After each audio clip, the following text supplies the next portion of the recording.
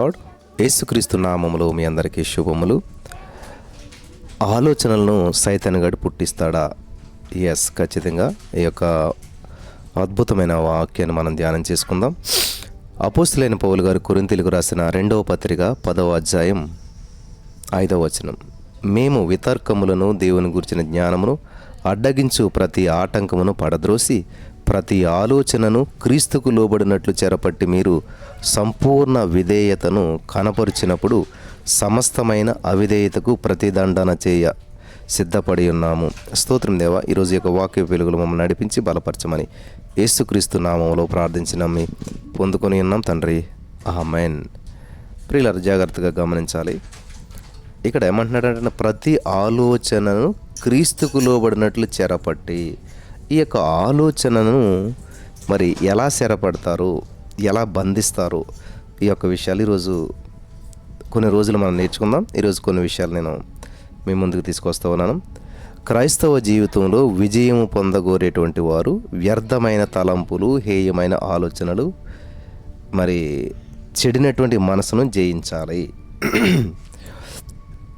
వాటిని బంధించి పారద్రోయాలి. శుద్ధీకరించబడినటువంటి మనసు నుండే పరిశుద్ధత ప్రారంభమవుతుంది. ఆలోచన సరళను బట్టి మనస్సు కనుక పరిశుద్ధత లేనట్లయితే మాట, క్రియ, జీవితంలో పరిశుద్ధత ఉండదు. అపవాది ప్రవేశపెట్టేటువంటి చెడ్డ తలంపులకు చోటిచ్చినప్పుడు ఏమవుతుందంటే చివరికి అది పాపము, అతిక్రమంలో, నరకంలో మిమ్మల్ని పడవేస్తుంది. అందువలన ఆలోచన సరళ విషయంలో కడు జాగ్రత్తగా ఉండాలి. ఆలోచించి మాట్లాడాలి. ఆలోచన చాలా జాగ్రత్తగా ఉండాలి. ఈరోజు నీ జీవితంలో ఎదుర్కొంటున్న ప్రతి సమస్య నీ ఆలోచన విధానాన్ని బట్టే దాని నుంచి నువ్వు బయటపడాలా, కొనసాగాలనేటువంటిది ఆధారపడి ఉంటుంది. కాబట్టి ఎటువంటి సమస్య నుంచి అయినా నువ్వు బయటపడాలంటే ముందుగా నీ ఆలోచన విధానాన్ని మార్చుకోవాలి. ఇక్కడ మనలో చాలామంది రక్షణ, పాప క్షమాపణ, పరిశుద్ధాత్మ అనుభవం కలిగిన యెడల అపవాది అంత సులభంగా మీలో చొరబడలేడు. అందుకనే రక్షణ పొందాలి, పాప క్షమాపణ పొందాలి, పరిశుద్ధాత్మ అనుభవాన్ని అనుభవించాలి. ఈ యొక్క సత్యాన్ని మీరు గ్రహించాలని చెప్పి ప్రభు పేరట మనం చేస్తున్నాను.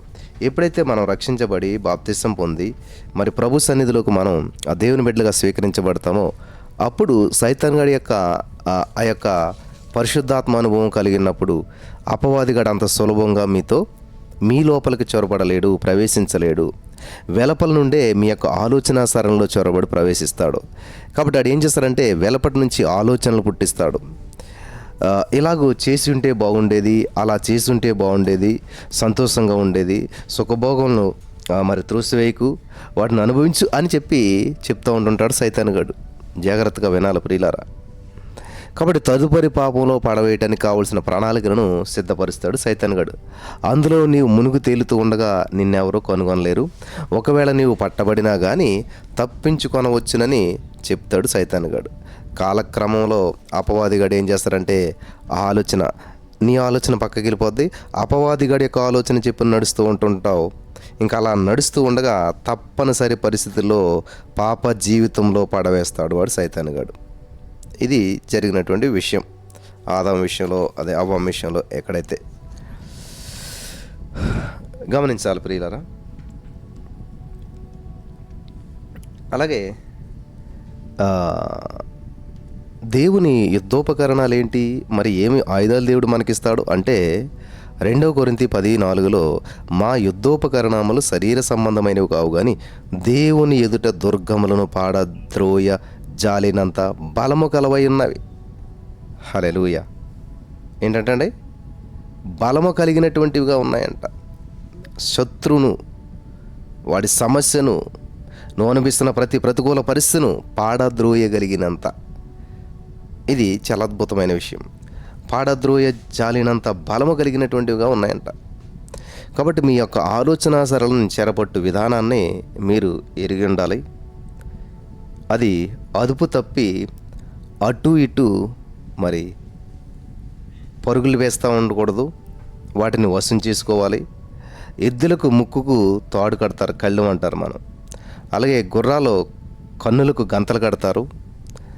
అలాగ చేయటం వలన మనం వాటిని స్వాధీనంలోకి తెచ్చుకుంటున్నాం, మన స్వాధీనంలో ఉంటాయి. ఏనుగులని మావటి మరి అంకుశము అనేటువంటి నియంత్రణ కర్రతో అదుపులో ఉంచుట మనం చూస్తూ ఉన్నాం. మన యొక్క ఆలోచన స్థలాన్ని అదుపులో ఉంచుటకు ప్రభువు కొన్ని యుద్ధోపకరణాలు ఇచ్చాడు. శత్రు సైన్యంతో యుద్ధం చేసి జయం పొంది నిమిత్తం ఎలాగో ప్రభుత్వం వారికి ఆయుధాలను అందిస్తున్నారో ఆ ప్రకారమే ప్రభువు కొన్ని ఆయుధాలను మనకి ఇస్తూ ఉన్నాడు. అవి ఆయుధములు వంటివే కానీ అవి శరీర సంబంధమైనవి కావు. కారణం, మన యుద్ధము రక్తమాంసంతో కాదు. ఎఫెసీ 6:12 మనం చూస్తూ ఉన్నాం. హల్లెలూయా.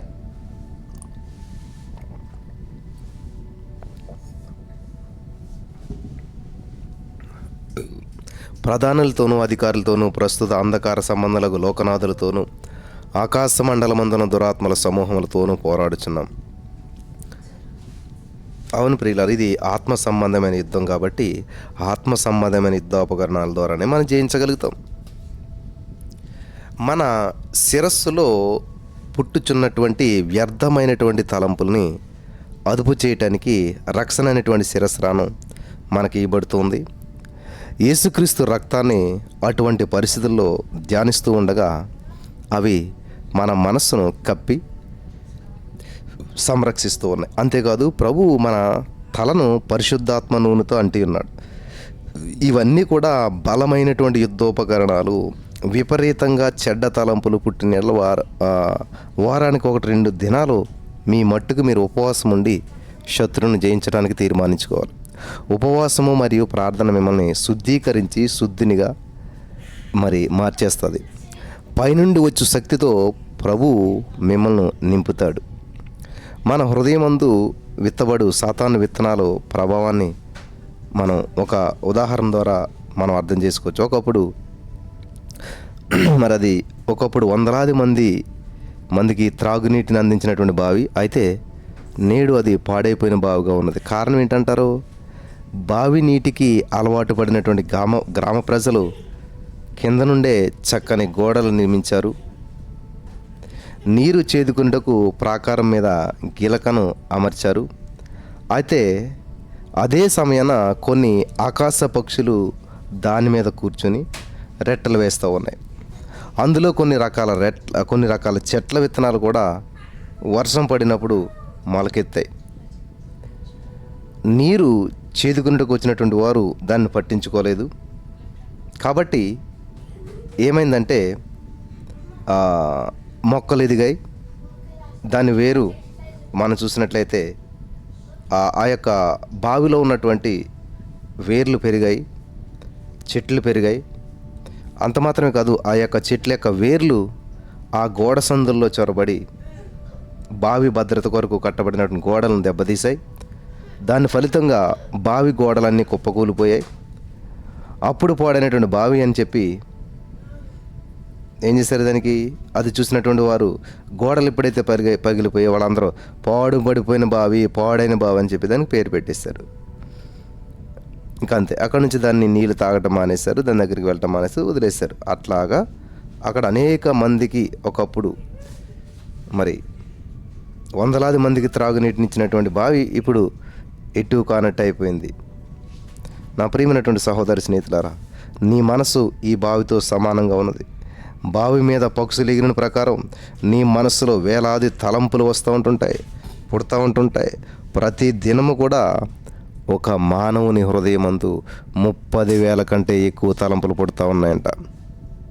గమనించాలి. మన హృదయంలో ఒక్క దినానికే 30,000 కంటే ఎక్కువ తలంపులు పుడుతూ ఉంటాయంట. శాస్త్రవేత్తల యొక్క అంచనా అదంతా కూడా. వాటిలో కొన్నింటిని మనుషుడు తీసుకుని తమ హృదయం భద్రపరుచుకుంటాడు, ఆలోచించడం ప్రారంభిస్తూ ఉంటుంటాడు. దాని ఫలితంగా కొన్ని తప్పుడు తీర్మానాలు చేస్తూ ఉంటుంటాడు. అవి మెదడులోనికి చేరి వేరుపారి స్థిరపడుచు ఉన్నాయి. వాటిని ప్రారంభంలోనే అదుపు చేయలేకపోతే ఏమవుతుందంటే అవి పెరిగి స్థిరపరచబడతాయి. మొక్కై వంగనిది మోనై వంగదని ఒక చెడు మొక్కను మొలకెత్తినప్పుడే త్రుంచివేయటి సులభం. అది పెరిగి పెద్దదైపోయినప్పుడు నరుకుట చేయాలి. కాబట్టి బహు ప్రయాసతో మరి ఆ యొక్క సిచ్యువేషన్ జరుగుతుంది అన్నమాట. కాబట్టి పాపము, అతిక్రమము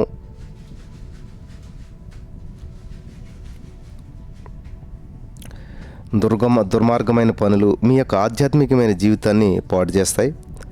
అటువంటి పరితాపకరమైనటువంటి స్థితి రాకమునిపే పట్టుదలతో వాటిని జయించాలి. ఇక్కడ హవ్వం గారి జీవితంలో మనం చూసినట్లయితే 2 కొరింథీ 11:3లో హవ్వ మనసును చెరిపింది ఎవరంటే అపవాదిగాడు. అపోస్తలుడైన పౌలు గారు మరి సంఘాన్ని పవిత్రురాలైన కన్యకగా యేసుక్రీస్తుకు ప్రదానం చేయబడినటువంటి వ్యక్తిగా చెప్తున్నటువంటి సందర్భం ఇక్కడ ఉన్నది. అంతేకాదు సర్పము తన కుయుక్తి చేత హవ్వను మోసపరిచినట్లు తన మనస్సును చెరపబడవచ్చునని భయపడ్డాడు. మంచి చెడ్డల తెలివిచ్చు వృక్ష ఫలములను తినకూడదు అనేటువంటిది దేవుని స్పష్టమైన ఆజ్ఞ. ఆదికాండం 2:17లో దేవుడిచ్చాడు.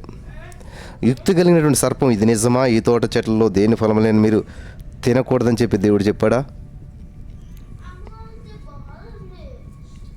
అని అడిగితే, నిషేధించబడిన దాని ఎడల సర్పము హవ్వకు ఆశని రేపించింది. నిషేధించబడినటువంటి ఆ వృక్ష ఫలాల ఆహారకు మంచిదిగాను, కనులకు అందమైనదిగాను, వివేకమునిచ్చేటువంటి రమ్యమైనదిగా కనపడేటట్లు మనం చదువుతున్న 3:6లో తిను దినమున సత్యదవు అనేటువంటిది దేవుని సూచన. అయితే సర్పము మీరు చావనే చావరు, తిని దినమున మీ కన్నులు తెరవబడును, మీరు దేవతల వలె ఉందరనేటువంటిది కుయుక్తిగా మాట్లాడాడు 3:5లో. ప్రతివాడు కూడా తన స్వకీయమైనటువంటి దురాశల చేత ఎడవబడుచున్నాడు. దురాశ గర్భాన్ని ధరించి పాపం కంట ఉన్నది. అంటే పాపము పరిపక్వమై మరణానికి కంట ఉన్నది.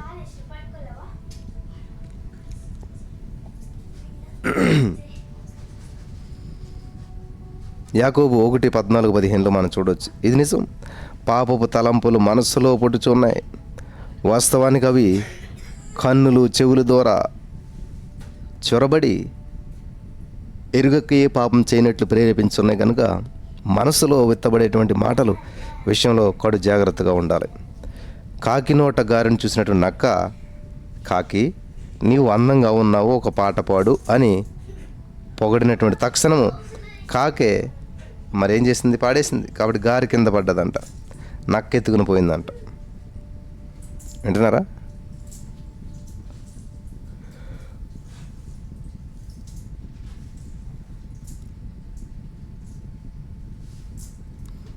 కొంతమంది యువకులు తమకు నచ్చిన యువతులను పొగడ్తలతో ముంచెత్తి మోసగించేస్తూ ఉన్నారు. కొంతకాలం అనుభవించిన తర్వాత వదిలేస్తూ ఉన్నారు. ఇంటిలో సాలిపురుగు తన వలను ఆలుకొనిచుంది. కొన్నిసార్లు ఎగురుచున్నటువంటి పురుగులు తమ వలలో పడినప్పుడు ఆహ్వానం పలుకుచున్నట్లు కనబడుతుంది. కానీ దానిని సాలిపురుగు తినివేస్తూ ఉంటుంటుంది. పాపము మనస్సులోనే పుడుతుంది. గమనించాలి. పాపం ఎక్కడ పుడుతుంది అంటండి? పాపం మనసులోనే పుడుతుంది. మీరు దాని గురించి మరింతగా ఆలోచించుకొని ఉండగా మీ యొక్క ఈచ్ఛను నెరవేర్చడానికి సాతాను చేత ప్రేరేపించబడతారు. ప్రభువు నిషేధించినటువంటి పాపపు సంతోషాలను గురించి అనేకులు ప్రేమ కొరకు అంగలార్చుచున్నారని చెప్పుచు అక్రమ సంబంధంలో చిక్కుకుంటూ ఉన్నారు. ఇది గమనించాలని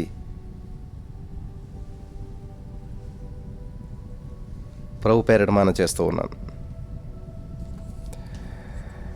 ప్రారంభంలో అటువంటి స్నేహం తీయదిగా కనబడుతుంది కాబట్టి నాకేమీ సంభవించదని చెప్పి తాము తాము మోసగించుకుంటారు. సంతోషమిచ్చేటువంటి వ్యసనాలు అనేటువంటి గుంటలో పడుతూ ఉన్నారు. అటువంటి వారిని బైబిల్ హెచ్చరిక చేస్తూ ఉంది. జ్ఞానం లేని వారులారా జ్ఞానం ఎట్టిదని తెలుసుకుని, బుద్ధిహీనులారా బుద్ధి ఎట్టేనిది తెలుసుకొని యోచించి చూడుడి. సామెతలు 8:5. మీ మనసులో దేనిని విత్తుచున్నారో అది మీ హృదయాలలోనికి చొరబడి నాటుకొనిచున్నది. కాబట్టి పాపపు తలంపులకు చోటు ఇయ్యొద్దు. పవిత్రమైన తలంపులతో మీ మనసును ఆలోచనతో నింపాలి. సహోదరి స్నేహితులారా, నీవు ధ్యానించవలసిన కొన్ని శ్రేష్టమైన అంశాలు మనం చూసినట్లయితే, మెట్టుకు సహోదరులరా, ఏ యోగ్యత అయినను మెప్పైనను ఉండి నెడల అవి సత్యమైనవో, ఏవి మాన్యమైనవో, ఏవి న్యాయమైనవో, ఏవి పవిత్రమైనవో, ఏవి రమ్యమైనవో, ఏవి ఖ్యాతి గలవో వాటి మీద ధ్యానముంచుకొనుడి. హల్లెలూయా.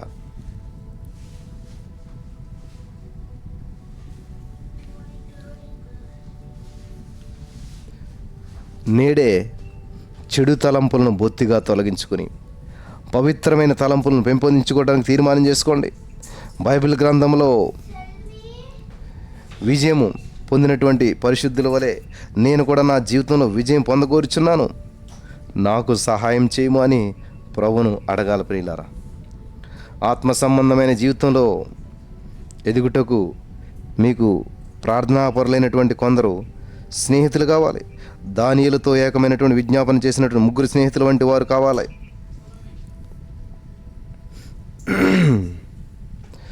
ఆలోచన సరళ విషయంలో జయం పొందిన పక్షాన జీవితమంతయు జయము బలము గలవారై అన్ని విధాలుగా మరి ప్రభువు మీకు సహాయం చేయడానికి సిద్ధంగా ఉన్నాడు. కాబట్టి ఈరోజున మీ యొక్క ఆలోచన విధానం, ఆలోచన సరళి అనేటువంటిది చాలా ప్రాముఖ్యం. Thank you Jesus.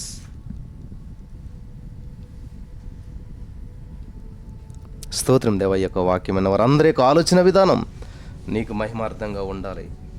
మీరేమి చేసినా, పానం చేసినా, భోజనం చేసినా దేవుని మహిమార్థంగా చేయమన్నావు దేవ. ఏ చిన్న పని చేసినా ఉద్దేశపూర్వకంగా, ఆలోచనాపూర్వకంగా, ప్రార్థనాపూర్వకంగా ప్రార్థించి మాత్రమే చేసేటువంటి మనసు ఇక్కడ ఉన్న వారికి అనుగ్రహించండి. వారి జీవితంలో ఏ అపజయాలు ఎదురు కాకుండా, ఎటువంటి అపజయం ఎదురైనది సమృద్ధిని విజయంగా మార్చేసావు, నీకు వందనాలు. ఆమేన్.